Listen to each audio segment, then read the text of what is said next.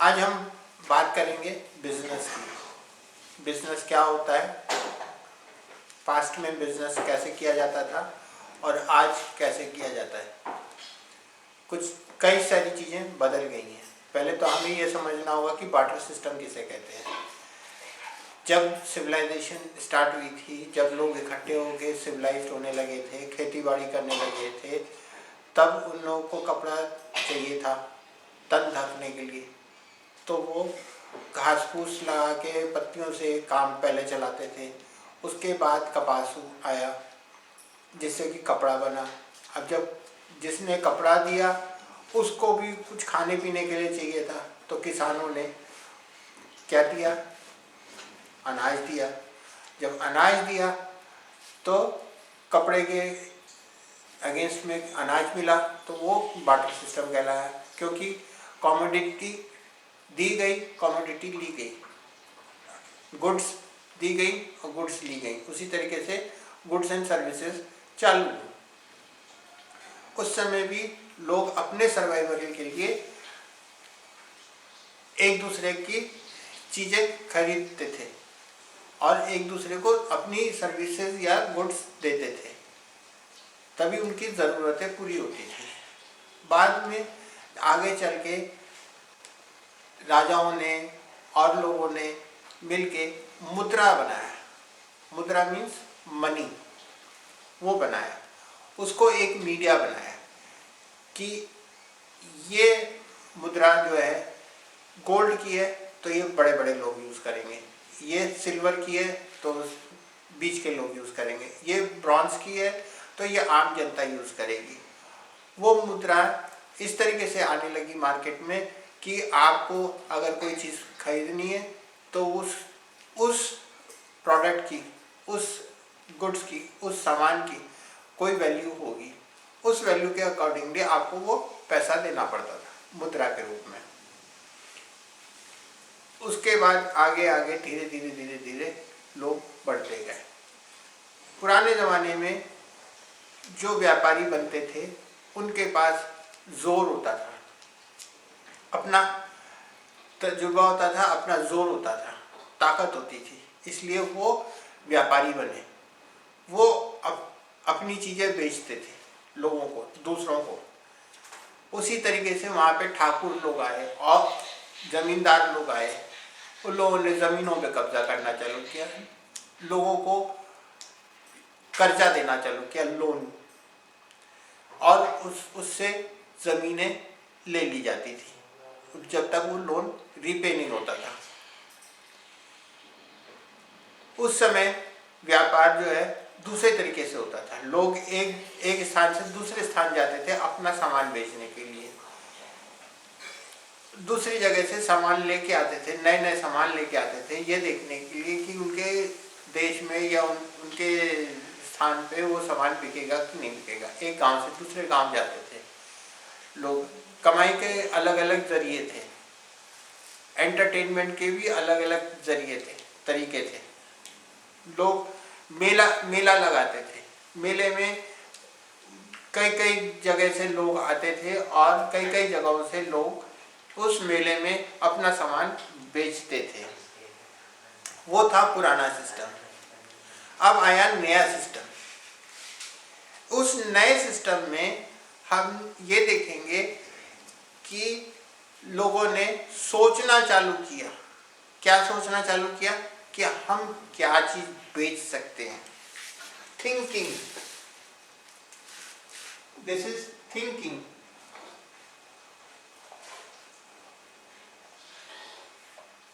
Item क्या बेचना है, किस तरीके का बिजनेस करना है, व्यापार करना है। क्या हम सर्विस प्रोवाइड कर रहे हैं या हम कोई सामान बना के बेच रहे हैं। उस पे इन लोगों ने रिसर्च किया। क्या किया?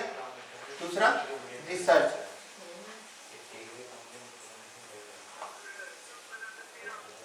कि अगर हम ये सामान बेचेंगे, अगर ये सामान बेचेंगे तो हमारे को कितना फायदा होगा, हमें क्या मिलेगा, क्या हमारा बनाया हुआ सामान जनता लेगी, पब्लिक लेगी, ये क्या इन लोग के काम आएगा। अब उस सामान को बनाने के लिए सामग्री चाहिए, उस सामग्री के लिए और लोग आए, तो उससे एम्प्लॉयमेंट हुआ। क्या हुआ? एम्प्लॉयमेंट।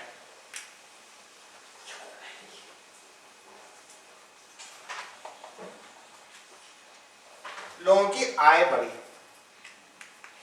पर इसमें भी आज के ज़माने में जो है कॉन्सेप्ट इस तरीके से लेके चलते हैं लोग कि एम्प्लॉयमेंट तो मिल रही है, लेकिन लोगों के खर्चे तभी मिल सकते हैं जब प्राइस लाइन कंट्रोल में हो। तो प्राइस लाइन कंट्रोल करने के लिए गवर्नमेंट बनी, गवर्नमेंट ने अपनी अपनी स्कीम निकाली ताकि लोगों को सुविधाजनक सामान भी मिल सके और पैसा भी ज़्यादा ना बढ़े। वो तरीके निकाले। अब इसमें जब सोचा, थिंक मतलब सोचने का काम किया, तो क्या हुआ? आइडिया आया। आइडिया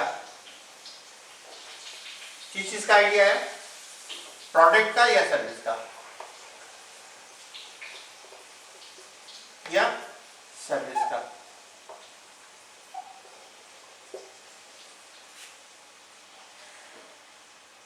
अब इस प्रोडक्ट को या सर्विस को चलाने के लिए कॉस्ट इन्वॉल्व हुई। कॉस्ट में क्या है? लेबर,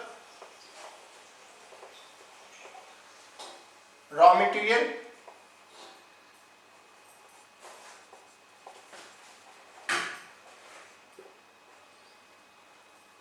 मार्केटिंग,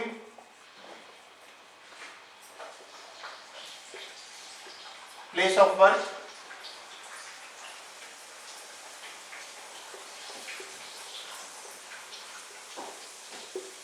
ऐसी सब चीजें आएंगी कि कहाँ बैठ के हम काम कर सकते हैं, कॉस्ट में क्या क्या है, किस किस को इन्वॉल्व करना है। लेबर, आपकी फिजिकल लेबर भी हो सकती है, आपकी एम्प्लॉयज भी हो सकते हैं जो आपका साथ देंगे, जो कि रॉ मटेरियल लाने में मदद करेंगे, उसको एडवर्टाइज करने में मदद करेंगे, कहाँ पे आपको सामान बेचना है, कहाँ पे आपको रहना है काम करने के लिए, वो सारी चीजें की होगी। इसको हम कहते हैं प्लानिंग।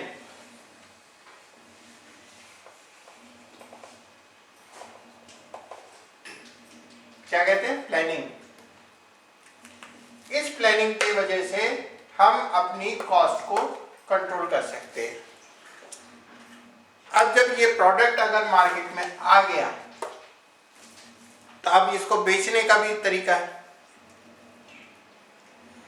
बेचने के दो तरीके हैं, या तो डायरेक्ट सेलिंग होगी या इनडायरेक्ट सेलिंग होगी। डायरेक्ट सेलिंग में क्या है कि आप सीधे सीधे कस्टमर को बेच रहे हो प्रोडक्ट, और इनडायरेक्ट सेलिंग क्या हुई कि आप उसका एडवर्टीजमेंट करते हो, होलसेलर आते हैं, रिटेलर्स आते हैं, और फिर वो आपके पास प्रोडक्ट आता है। तो जो 1 रुपए का प्रोडक्ट हुआ, मान लीजिए 1 रुपए का कोई प्रोडक्ट है, तो उसकी दाम कितना हो जाता था? कितना हो जाता है बढ़ के? 15 से 20 रुपए।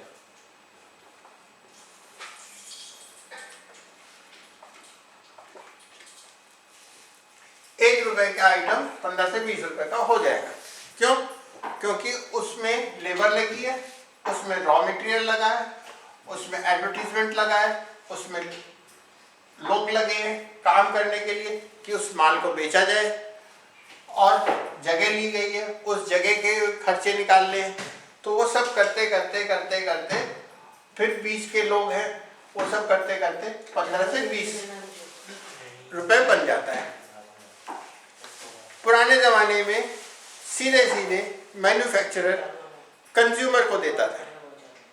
जैसे कुम्हार, उसने बर्तन बनाए, आपको बर्तन की ज़रूरत है, आप गए, आपने पैसा दिया और बर्तन खरीद लिए।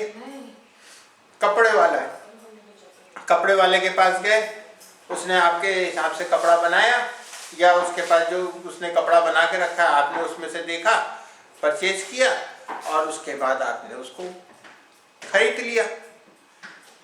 फिर आप गए टेलर के पास, दर्जी के पास, दर्जी से कपड़े सिलवा लिए। या आपके घर में कोई जना है जो सिलना जानता है, उसने बना सिल के दे दिया आपको कपड़े, तो आपने उसको पैसा दिया। लेकिन आपके पास पैसा कहाँ से आया? जब आपने कुछ कमाई की। किससे? या तो आप किसी के यहाँ काम करते हो या फिर आपका खुद का काम है। तो अगर आपका खुद का काम है तो आप वाणिज्य में हो, मतलब कि व्यापारी हो, बिजनेसमैन हो, इंडस्ट्रियलिस्ट हो। अगर आप किसी के यहाँ काम करते हो तो आप एम्प्लॉई हो। जैसे लोग राजा के यहाँ काम करते थे, सैनिक बन जाते थे। तो पुराने ज़माने में इसके बेसिस पे लोगों को भी इंडिकेट किया जाता था कि ये बिजनेस क्लास है, ये पढ़ाई लिखाई की है, ये पंडितगिरी करते हैं, ये सफाई वगैरह रखते हैं, ये काम करते हैं, ये काम करते हैं। उसके हिसाब से श्रेणी बनाए रखी थी। आज के ज़माने में ऐसा कुछ नहीं है। जो उत्तीर्ण है, जो एक्सपीरियंस है, उसको काम में रखा जाता है। ये मैंने आपको सिर्फ बिजनेस का इंट्रोडक्शन दिया है। बिजनेस का इंट्रोडक्शन इसलिए दिया है क्योंकि आपको पास्ट और प्रेजेंट पता चले, भूतकाल का और भविष्य काल का पता चले। अभी इसमें कई सारी ऐसी चीज़ें हैं जो कि बतानी है, जैसे कि हमारे पूर्वज, उन्होंने कैसे देश को संभाला, उन्होंने कैसे राज्य किया, उससे व्यापार पे क्या असर हुआ और किस तरीके से हमने तरक्की की और आज हमारा देश कहाँ पे है और हम आजकल क्या कर सकते हैं, नए नए तरीके किस तरीके से निकाल सकते हैं, वो हमें ढूंढना पड़ेगा, बताना पड़ेगा, देखना पड़ेगा, सोचना पड़ेगा। और आज दुनिया इतनी तेज़ी से चल रही है कि अगर हम सिर्फ सोचते ही रह जाएंगे और काम नहीं करेंगे तो हम पीछे रह जाएंगे। मैं चाहूँगा अगर आपको मेरा वीडियो अच्छा लगता है तो उसको लाइक कीजिए, सब्सक्राइब कीजिए और बेल आइकॉन को दबाइए नेक्स्ट वीडियो को। और आपको कोई कमेंट देना हो तो आप कमेंट भी दे सकते हैं। धन्यवाद।